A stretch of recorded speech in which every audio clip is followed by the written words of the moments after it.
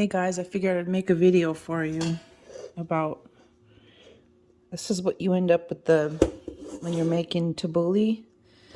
It's not a hard process, it's just time consuming. So you definitely got to sit down when you're doing it.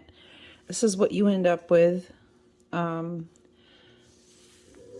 stems, there's very little stem. Most people probably don't go out of their way to make it the way I do. But I always make sure, like even this, take this off, but it's not necessary because some of these small ones will get ground up. So here's all the stems and you take them off. So it's a good salad. I'll give you guys some videos in steps. Hey guys, I forgot to show you this earlier before I had taken the stems off, but the technique that I use to actually take it off is just easy, and not like you could. I didn't want to assume that the way you did it was the way I do it, even though you may think it's an insignificant detail, but it's not. So, you know, instead of just grabbing one and putting it off, you don't do that. You just grab the stem like this, and you put your hands around it, and you pull this part, and you don't grab this hand hard, you just let it be loose, and right? See it comes off and it's in your hand. And then you just grab whatever extra stems are there. So I'll do another one so you could see it. So it's a good one. So just kind of pull it. That way you're left with just that. And then it's faster than just doing one at a time. That's it. So here's the parsley. Back in the days of chopping, before there were super fantastic ninja choppers. I have a big one over here. So I have a lot of appliances. This thing pretty much does everything. I'm just kind of lazy. I don't want to deal with it. This one is, I don't know what this does, but there's a lot of stuff. I just don't want to deal with it. So for that reason, I'm going to use this little one, which works great. So back in the days, I would have to use a knife. This comes out like this. It's supposed to be maybe, I think this is about the right consistency. Supposed to be like that. Very fine. The Ninja Chopper does it really well. Just a few seconds and hours worth of chopping. Well, I don't know about hours, but a long time. Now, if I were going to make a bigger batch, I would probably go ahead and use my other big Ninja. But this one is just fine. So let's check. Let's see how long it takes. Wow. Within seconds. Let's see. And here it is. It's just funny because this is like, I used to spend so much time and effort chopping it this fine. I'm not done yet. I still have to chop the mint and the green onions, but I mean, it goes from a big bunch, then you have to take all the stems off, right? So it goes from this to this to this. And I'm going to refrigerate this so that the parsley will not get wilted. The next step that I do is pretty much the same thing that I did with the parsley. Well, of course, you have to rinse it. You always have to rinse the parsley off really, really well. All the herbs, rinse them really well. Hey guys, I wanted to show you the finished product of what these look like. So again, you'd have to wash the parsley and the mint really well. This is a big bowl. I usually take this whole bowl and I fill it up to here with water, and I rinse it. You have to rinse them really well, because even in the supermarket, you know, all the people that touched it, I know this sounds gross, but then You know, you could find other things in there like dirt and whatever else, but you have to rinse it really well. So you end up with this. I dry it with a towel or paper towels, whatever. So this is almost pretty much what it should look like. After I get to this point, and I dry it, I kind of look through and I fish and I see whatever small stems I could take off, and that's it. Then I've already rinsed my green onions, and the green onions get chopped up really fine. Anyway, we'll get to that, but that's it for this, and thank you for watching. Okay, I'm gonna show you guys this. I didn't get to show you the step because part of it I was doing last night. This is soaked and water squeezed out. This is Bulgur wheat. Bulgur wheat number 2.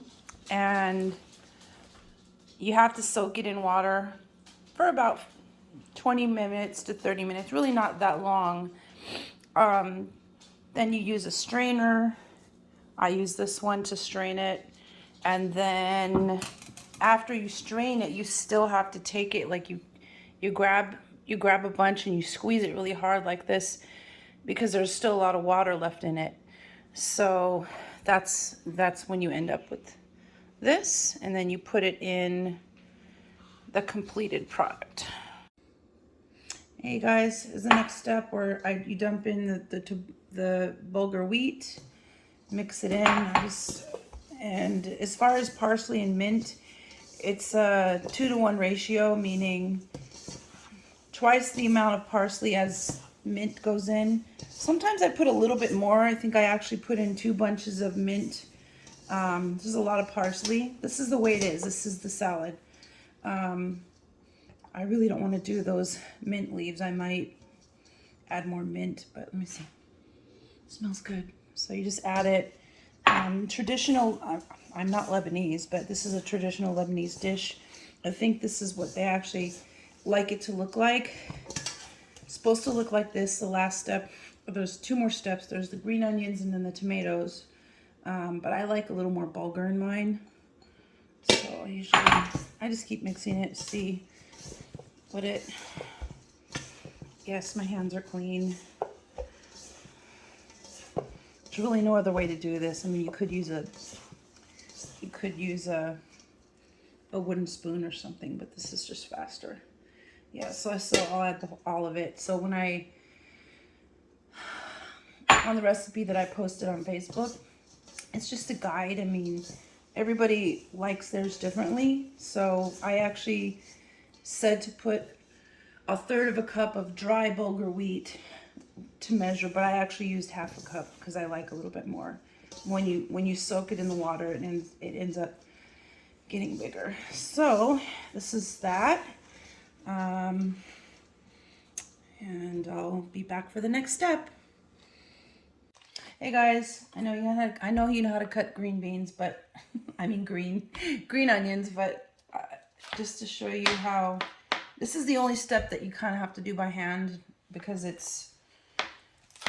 you have to make it small. That's just the way. I mean, it's up to you how you want it. If you want it all big, but it's traditional. This is how small it's supposed to be. It's supposed to look like that. So, you know, the way that I do it is I just these green beans all like that, and I hold it, and you have to have a really sharp knife, and just take your time with it. I mean, you can do it faster, but if you don't have a sharp knife, it's going to start getting all slimy in the middle. But basically, that's pretty much it. Approximately that thickness. Okay, be back with the next step. Hey guys, this step where I'm adding the onions. I just wanted to show you how much you put in. Give or take, this you can put a little less or more if you want, but in ratio to what this is, this is the mint and the parsley with the bulgur mixed in. This was little less than 4 bunches of green onions. Ooh, my eyes are watering.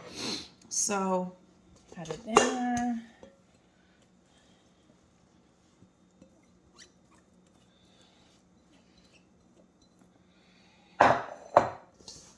And then bit. It doesn't seem like a lot, but you really don't need a lot of it. I might even add the rest of it. Here's the rest of the onions that I didn't finish, but I'll probably just add the rest of that. Just, yeah, it makes for a nice balanced mixture. And the next thing is to add the tomatoes, and then you add olive oil, salt, and lemon juice. And see you for the next step. Hey guys, getting to this tomato step here. Because we're going to be adding lemon juice and olive oil, we don't want the salad to be soggy. So I cut the top off of it, squeeze out just like, well, that one's a little bit more ripe than normal, but I squeeze out the liquid, the extra liquid. That's a bad example. So this one I've cut off the top. I'm just going to make sure your tomatoes are fresh, but like with a firm skin. You can use any tomato you want, but recently I started using these. I use these for everything now, everything I make. It's not necessarily this brand, but this one's pretty good. Yeah, they're really tasty. They're very sweet. And anyway, so over here, I squeezed out. You don't have to squeeze it really hard. Just get out most of the liquid, so that when you're cutting it, I mean, there's no like specific science to it. I'm just, when you cut the tomatoes, they should be in small pieces, and it's a little bit more challenging cutting these smaller ones, but you get the point. The point is to make them, well, you could make them a little bit bigger. I think in the traditional versions, when they use the bigger tomatoes. So let's try to do one where they're cut bigger. So basically cut the end off.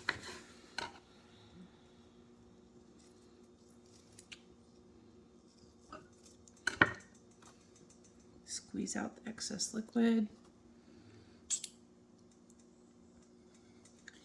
And maybe I'll just do it like this. Cut it in half, and then I'll go like that. And that should be enough. I should see. Good enough. Anyway, you don't want it to be microscopic small, but you know, maybe about, whoops, maybe about like that. Okay, I'll see you for the final step, guys. Hey guys, it's just an add-on quick note, an extra note to kind of show you a better way that I was found to do these small tomatoes. So I cut off the end, and then I do a crisscross like this. 1, 2. That makes it easier to squeeze the liquid out. Then I cut these into 2 pieces, into thirds. That, and doing it this way makes this the perfect size for the tabbouleh. And that's it. Hey guys, so I did all the tomatoes. I'm going to see if I need to add more, because I like to have the ratio a certain way. In the traditional tabbouleh, they like the tomatoes sparsely distributed. I like a little bit more than that, but anyway. So even though we drained the tomatoes of all their juice, there's still more in there, believe it or not. So what I like to do is I like to drain it. Again, strain it just to make sure. Now don't press them too hard. They still need to be formed for the salad, but just kind of move it around like that. It seems like a stupid reason to make a video, but I thought I would include it. So you can see it's a little wet at the bottom there. So there is more liquid, and yep.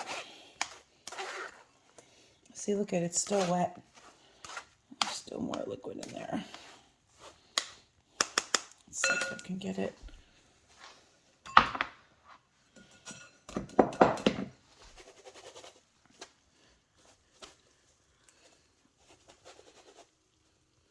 It's good enough. I hope it's not too, we don't want it to be soggy. Now let's put it in. Let's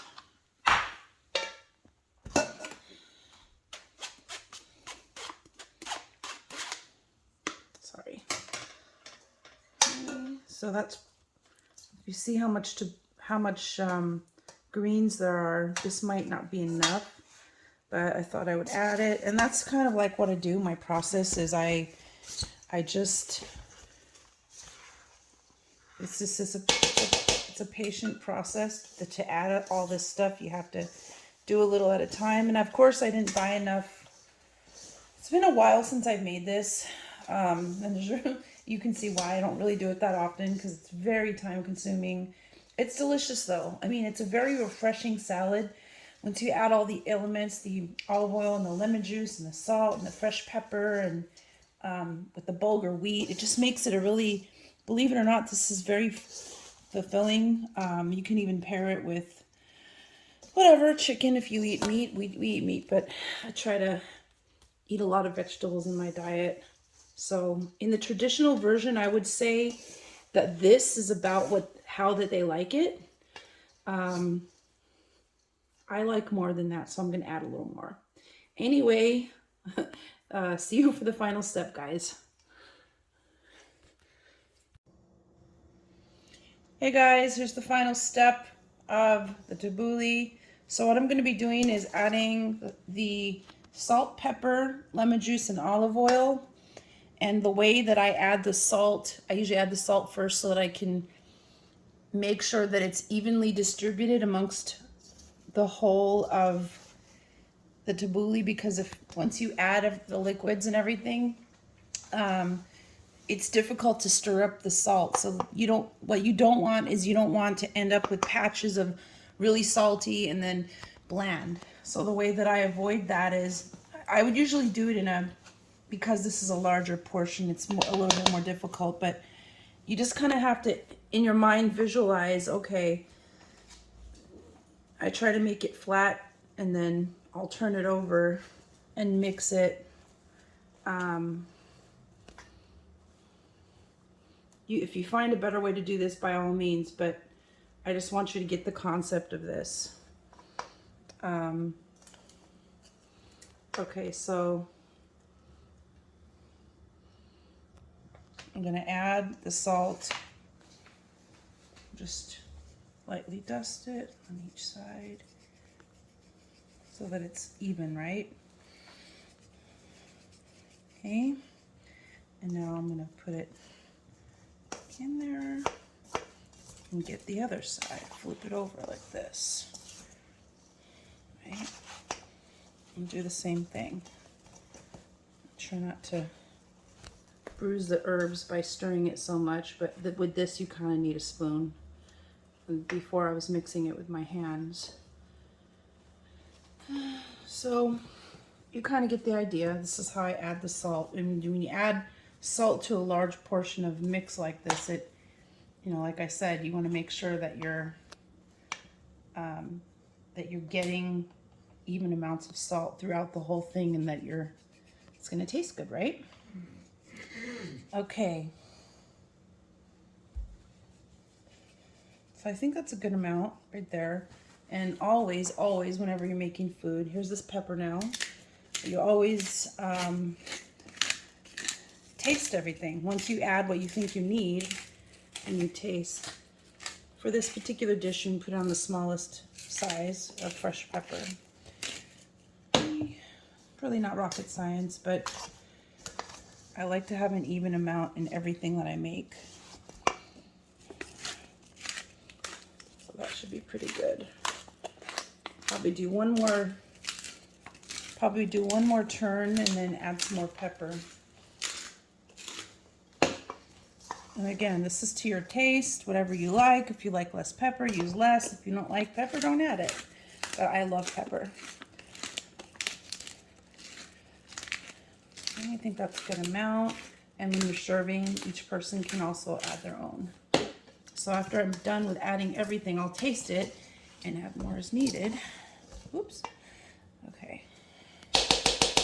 Now, the lemon juice is next so that it soaks the flavor of the lemon juice into the herbs, because I feel like once you add the olive oil, it coats it too much. I mean, I don't know if it really matters all that much, but let's see. Let's do this. Usually they say use about a quarter cup, between a quarter cup, no more than a third a cup of lemon juice. When I normally make this, I use fresh lemons, and it does make a difference. It's just that it's been such a busy weekend, and I really couldn't find a lot of fresh. Anyway, I was just rushing in the store, so I just grabbed this so that I wouldn't be limited to the amount of lemon juice that I was making with my dinners. So that's enough for now. You don't want to add too much. That's another important thing, is that if you add too much, it's difficult to change to correct the taste. So I feel like that's going to be a good amount. Now we're going to add the olive oil. Let's see. Just kind of eyeball it. You don't need a lot of olive oil. Let's see. Probably more olive oil than lemon juice, definitely. That's usually a lot of what I do in my recipes, is I eyeball things. When I'm writing recipes, I try to write down what I think was put in there, because people like to know amounts. But a lot of what you do in cooking is not exact. Good cooking anyway. And this isn't cooking, it's a salad, but you get the point. Okay, hopefully that should be good. Let's see. If I give it a little taste.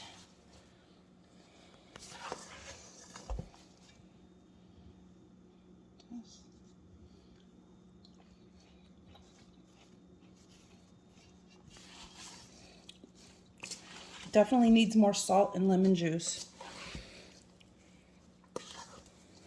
It should taste lemony, but not too tart. Okay. That is it. This is tabbouleh. Enjoy, everyone, and you can serve this with fresh pita bread or romaine lettuce scoops, whatever you want, or just grab a spoon and enjoy.